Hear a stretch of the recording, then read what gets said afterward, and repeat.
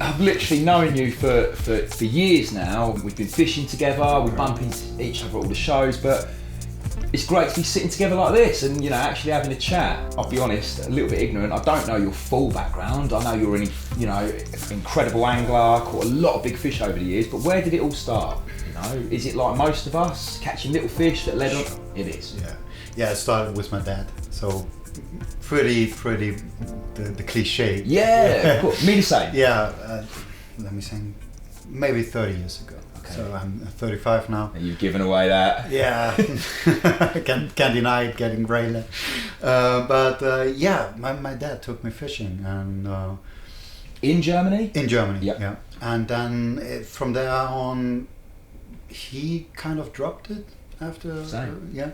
And I jumped in completely from there on. And I seem to have like small breakouts from carp fishing from time to time. You told me before you liked the catfish for a few years. Got quite addicted to sander for like half a year, but it's more the process of getting good in something that I really like. The learning, improving. And once I seem to not master it, that would be ignorant to tell. I don't know, bro. You're pretty to a certain degree, where I say, okay, now I've found a way to basically catch them. I always drop back to carp fishing. But you are Mr. Pinpoint.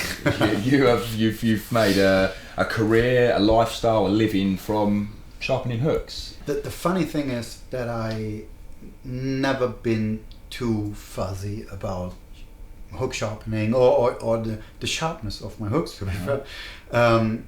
When I first heard that people sorting out hooks from a pack from the shop, my initial reaction was like, come on. Yeah. And I never did that. I used every hook from a pack. Never thought about it. Not at all. And then I read an article about hook sharpening itself. And when I saw pictures of sharpened hooks, it's really, I can't describe it other way, it struck me. It really was like, obviously. Sharper the better. Obviously. I always, there are these really simple comparisons that I try to make. It's like, if you imagine you stand in your kitchen and you make yourself a sandwich and you take your ordinary bread and butter knife, you spread the butter with, and it drops and you just reach for it and grab it, right? Or somebody would throw a scalpel at you and you would try to catch it from midair. On which one you're more likely to cut yourself? Yeah, of course. It's as simple as that. Right? It's so simple it sounds stupid when you speak it.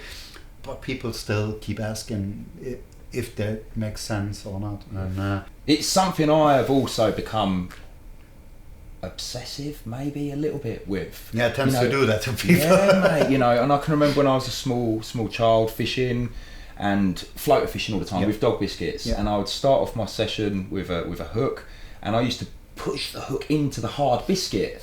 And it never sort of clicked at the time, but I remember always the morning was brilliant. Used to catch loads of fish, and as the day wore on, it used to get harder and harder because my hook point was becoming blunter and blunter. And a bit like you, it's only been the last few years where I've become a little bit obsessive with it. You know, I want a sharp hook. I think it is so important. And there's no different kind of angling where the sharpness of the hook is so important, like an ours. If you, for example, cast for pike. You're setting the hook. You're setting the hook. Even if you match fly fishing, you're setting the hook. You're seeing float fishing, you're striking. Whenever, but it's a manual movement, which with much pressure, much more pressure than a carp feels if he hits a 2-ounce lead, for example. And that's basically it. You don't know how many takes or pickups you miss.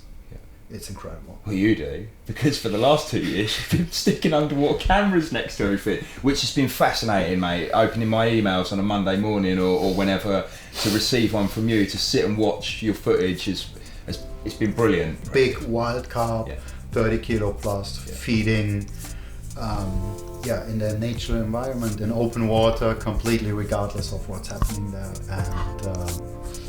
And it's I got again obsessed with something new and spent pretty much my whole year just for this footage.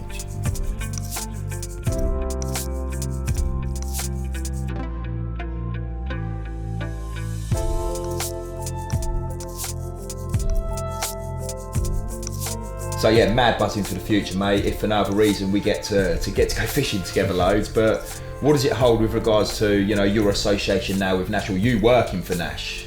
What's in the pipeline?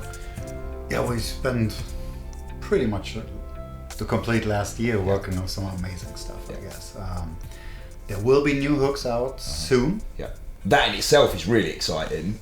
Yeah. Obviously, there are hooks on the market right now, and they catch fish. But I think we spent the time right and came up with something pretty impressive. So we were able to increase the sharpness significantly. Yeah, agreed. They are up to 50% stronger. Yeah, that stunned me when the boys in the office were bench testing them, seeing the difference in strength. And you know, I know you spent a long time, you know, calculating wire thickness. A lot of sleepless nights, but to see that increase, you know, in strength is mind blowing. Yeah, and I hope they will be received well. Then we're working, or have been working, on some new sharpening tools. Obviously, with my limited amount of influence regarding money and what I could do overseas, I always had to make compromises that I didn't like. Oh, you did a good job, mate. Still think you did a good I job. had for some times the best tools on the market. Agreed. But combining with Nash, I now have the power to do stuff that I always wanted to do. And I think we will pretty much set the benchmark for other things to come. Yeah, for sure. Exciting times.